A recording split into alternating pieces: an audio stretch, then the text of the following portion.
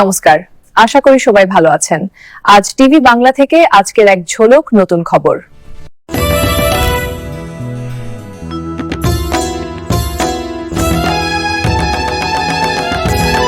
CPIM এর পক্ষ থেকে একাধিক সামাজিক প্রকল্পে বঞ্চনার অভিযোগ তুলে বীরভূমের রামপুরহাট ১ নম্বর ব্লকের অন্তর্গত খড়ুন গ্রাম পঞ্চায়েতে ডেপুটেশন জমা দেওয়া হলো। সিপিআইএম নেতৃত্বের দাবি, যারা প্রকৃতপক্ষে সরকারি আবাস যোজনার ঘর পাওয়ার যোগ্য তাদের অনেকেই এখনো বাড়ি পাননি।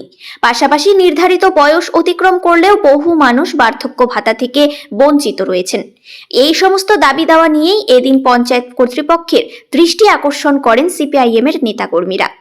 এদিন দলীয় পতাকা হাতে নিয়ে প্রথমে শান্তিপূর্ণ প্রতিবাদ মিছিল করেন সিপিআইএম কর্মী সমর্থকেরা।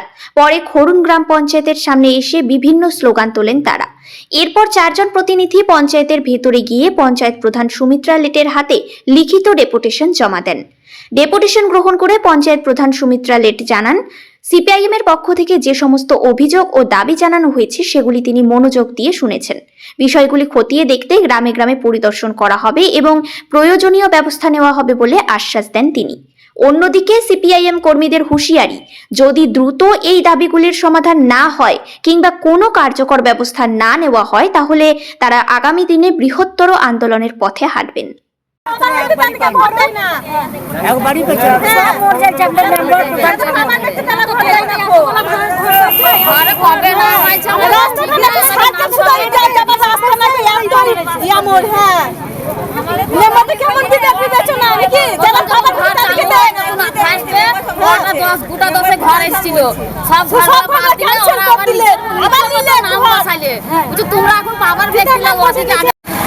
আমাদের আজকে যে পঞ্চায়েতের কাছে দাবিপত্র ছিল তার মূল বিষয়টা ছিল এরকম যে মানুষ যে জায়গায় ভুগছে শেষ, তার হাতে কাজ নাই, ধান কাটা শেষ, এখন মেশিনে ধান মারা, তার লোকগুলো কাজ পেত, 4 বছরের কাজ বন্ধ, 100 দিনের কাজ। এবং সেক্ষেত্রে ব্যাখ্যাটা হচ্ছে এই যে সরকার হিসাব দেয় না, রাজ্য সরকার, দিল্লি সরকার বলছে, আর আমরা দেখছি সত্যি হিসাব দেয়নি, এটা ঘটনা। কিন্তু মাঝখান থেকে বঞ্চিত হইলো যে গরিব মানুষগুলো যারা বছরে একটা বড় অংশ এখান থেকে টাকা পায়। কোর্টে, হাইকোর্টে হারলো রাজ্য সরকার, সুপ্রিম কোর্টে চলে গেল কেন্দ্রীয় সরকার ডিজি, সেখানেও হারলো। নভেম্বর থেকে কাজ চালু করো, হলো না। এই দাবি 1 নম্বর। 2 নম্বর দাবি হচ্ছে অনেকেই বাড়ি পেয়েছে, অনেক যোগ্য লোকই পেয়েছে, কিন্তু অনেক যোগ্য লোক বাদ দিয়েছে। তার একটাই কারণ, অনেক অযোগ্য লোক দিয়ে গেছে। আমরা কয়েকটা এভিডেন্স তুলে ধরেছি। যেমন একজন এক্স মিলিটারি 35,000 টাকা তার পেনশন, তার ছেলে মেয়ে এক জায়গায় থাকে, তার ছেলের নামে তার মেয়ের নামে আবার নেই, এবং সে তার তৈরি করছিল যে 3খানা রুমের বিল্ডিং, তার ছাদ তৈরি করছে, তার প্রধানের পাশে বাড়ি, প্রধান জানে না, ওইটা আমাদের টেকনিক্যাল ভুল। এরকম আমরা আরেকজনের কথা বলছি, 2 মেয়ে আর মা, কেউ নাই তাদের, তার দুজনেই টাকা পেত। আমরা বলছি এই টাকাগুলো ফেরত চান, নাহলে কেস করুন, তবে তো বুঝলি যে পঞ্চায়েত ঠিক আছে। এই দাবি আমরা রেখেছি। এর সঙ্গে কিছু কথা, যেমন এখন তো গণকমিটি বলে কিছু নাই, কাজ হয় ঠিকাদার আর মেম্বার, আমরা গণকমিটি চেয়েছি।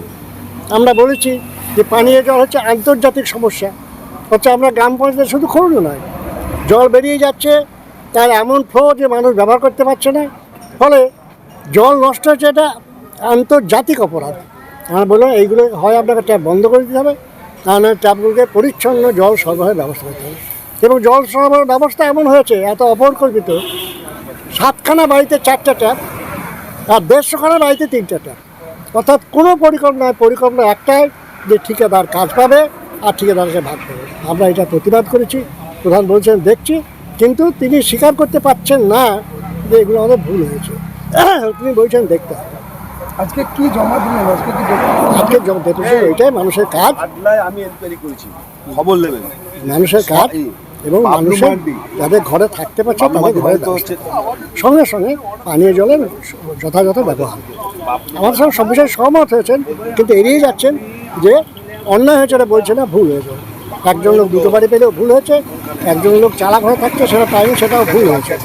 দেখ, আমরা প্রতিবাদ করেছি এবং আমরা বলেছি যে 3খানা বাড়ির পর 2খানা যারা পেয়েছে তাদের টাকা ফেরত দিতে হবে। টাকা যদি ফেরত না দেয় আপনি কেস করুন। তাতে উনি বলেছেন তাহলে আপনি আমার বাড়ির সামনে, আমরা বলছি আমরা রিলিজ দেবো। আপনার নাম? আমার নাম সন্তোষ কর্মকার। হ্যাঁ, 4 জন এনকোয়ারি করেছে, আমি করেছি। আমি এমনিতে রাজনৈতিক কর্মী, কিন্তু আজকে আমাদের কৃষক সভা ডেপুটেশন। গরিব মানুষের জন্য আমরা এই লড়াইগুলো করি। ওরা আমাকে চাইছিল যে এই কাজগুলো কেন হলো না, আর এই সব টাকা ঢোকেনি বাড়ি, এগুলো আমাকে জিজ্ঞাসা করলো। আমি ওদের কথাই মানলাম, যে আমি বললাম যে আমি এগুলো গ্রামে গ্রামে যেয়ে দেখবো, যে কোথায় কার বাড়ি হয়নি, কার টাকা ঢোকেনি, এগুলো আমি দেখবো, দিয়ে তখন আমি ওদিকে খবর দেবো। আমার নাম সুমিত্রা লেট, করুন গ্রাম পঞ্চায়েত প্রধান। আজকের খবর এখানেই শেষ। কেমন লাগলো জানাবেন, সাবস্ক্রাইব ও শেয়ার করবেন। আপনারা ভালো থাকবেন।